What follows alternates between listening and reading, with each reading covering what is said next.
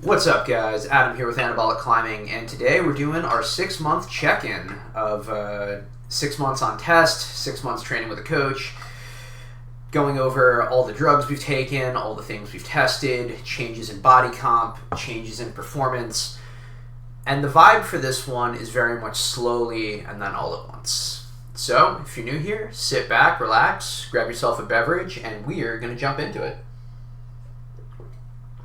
So, one of the first things that we're going to talk about is changes in the scale. So I initially started this journey over here on my right at about 154 pounds. Definitely had plenty of body fat to lose. You could see a little bit of lower abs showing up here, but definitely could have gained a decent amount more muscle. This is about where I was at peak natty. This is probably closer to where I was right before I hopped on. Not too different in terms of overall body comp. I might have been weighing a little bit more here just because I got back from Thailand and was eating like a monster. And let's compare that to where I got to peak bulk. We went from this body composition all the way here, getting leaner, seeing the lower abs starting to come in more, getting dramatically wider, and this is a difference of about 14 pounds. Arms look bigger, shoulders look bigger, chest is filling out, not getting a nice little bruise from getting stabbed in the chest on a dyno, and all in all, just looking a lot more like a tank. And the reality of the situation is both of these physiques climbed V4 on the boards. Neither one of them had various differences in output as far as on the wall goes.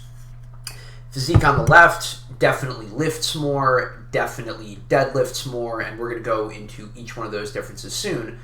But for the most part, the difference in performance on the wall was pretty negligible, in large part due to the added weight that I gained over that period.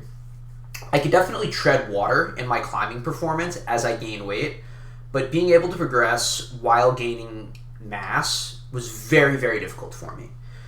So, what happened when I started the retatrutide 6 weeks ago? Went from this... We can just do that. Yeah, let's do that. Boom. Lower abs start coming in. Shoulder definition starts to pop. Looking dramatically lighter, and that's because there's a difference of about 15.2 pounds, and it's definitely noticeable on the wall. Over that 6-week period, went on the board from V4 to V6, so from 6B to 7A, huge increases. Also ticking off the 6C, 6C plus along the way. It's not like I got a soft or a fluke V6. And boom. And also the way I felt on the wall was very much night and day as well. And you can see it. We're going to go over some of my climbing footage, both peak natty, as well as what things started to look like as I got enhanced. And the short answer is, and to probably no one's surprise, being 15 pounds lighter feels dramatically different. If you add about 14 more pounds of tissue onto a frame and keep the weight the same, you're going to climb harder. That's kind of the key takeaway.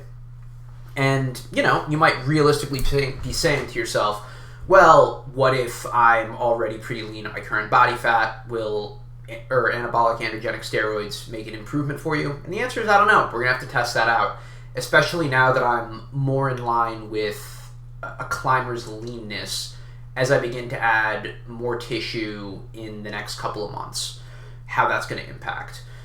But if you have some room to recomp, like I certainly did over here, and you're able to, and you have the room you want to add the size, and then you're able to bring things back down on the diet, then you can make some very meaningful improvements on the wall, which I think is great. So let's start talking about the difference in how these animals behave, not just on the wall, but also in the gym. Guy on the right, he could deadlift 250. Guy on the left, he deadlifts 400. This guy can do weighted pull-ups with plus 80, which is super respectable. This guy's doing 120. This guy's fingers, block pulls at 70 pounds per hand. This guy's 120. This guy's squatting 85 or 185. This guy's squatting 300. The guy on the left is also doing muscle ups and multiple dips on the rings. So these are not the same animal. The guy on the left is just way stronger. And it's not just that either. The guy on the left sleeps better. He can relax. He can nap. He also has the ability, or indigestion isn't as bad. I think a large part of that is because of the retatrutide in the diet. All in all, the guy on the left just has an easier time about it. Not only that, 475 nanograms per deciliter. Without pinning on the day, 785, so probably closer to 1,500 to 2,000 after taking his test. More than double his free testosterone over here. And guy on the left doesn't get sore.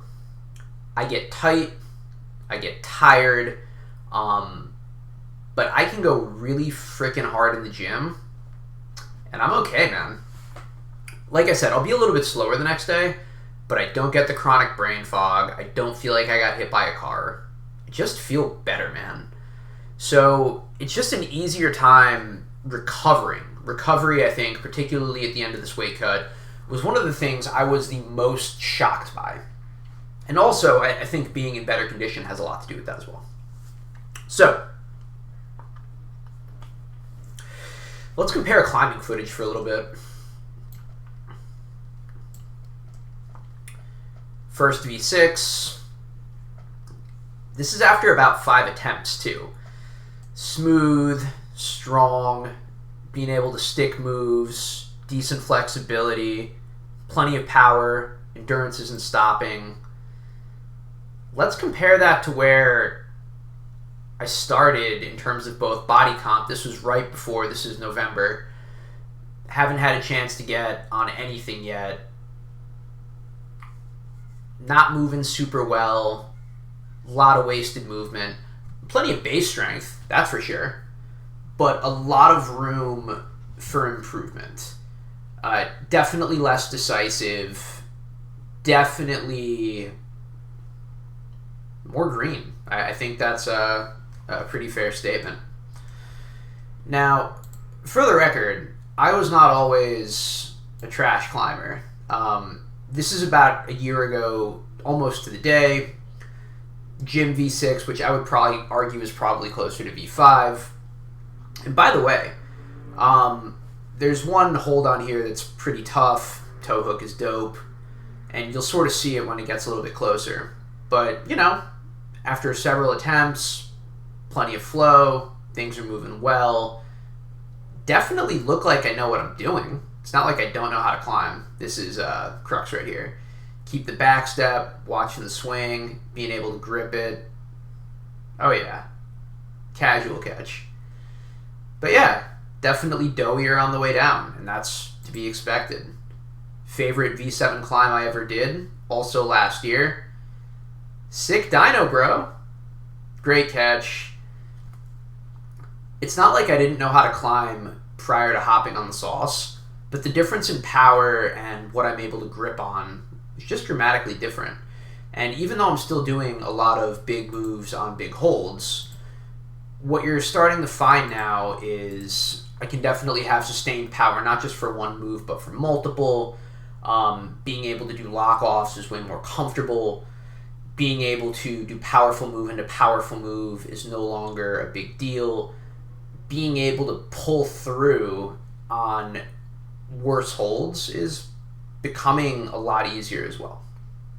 So, definitely market improvements over the last 6 months, not just in body comp, but also in climbing output.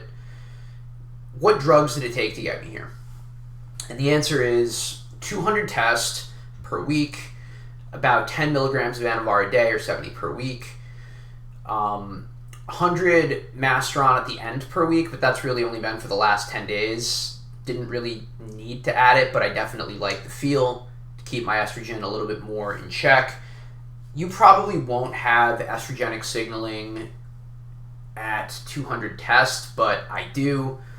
Honestly, the higher you run your estrogen, probably the better, as long as you can tolerate it, because you're going to get better collagen synthesis, better hair protection.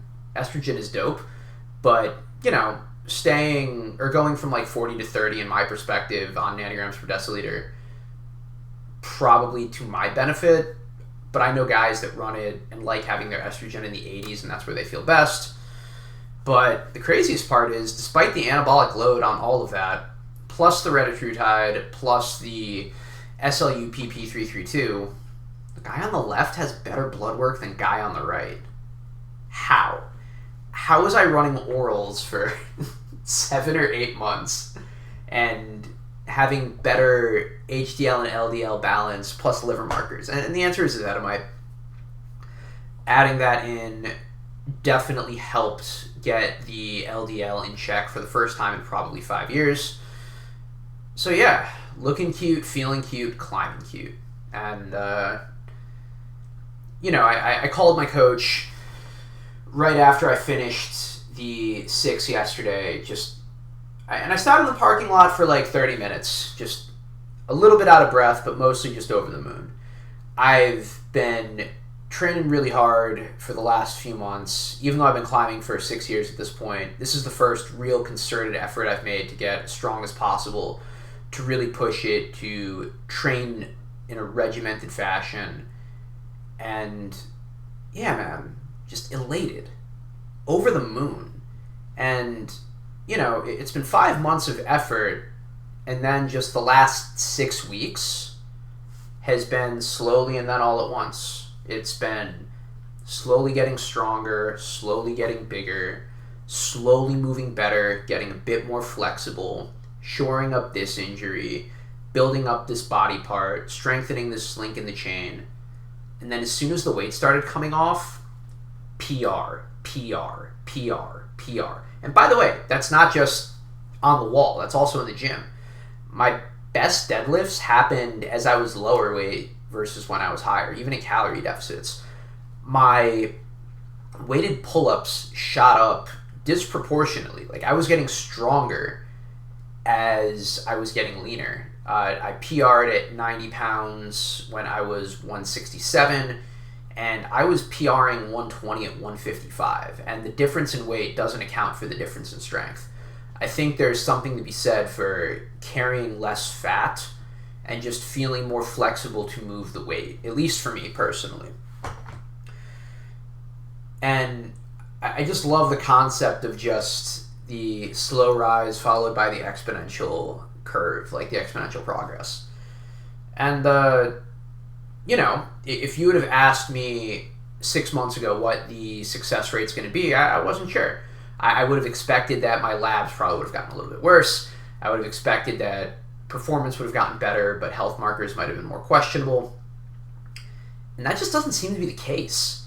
Not only am I feeling better, not only am I moving better, but all in all, it's just been a net benefit for me.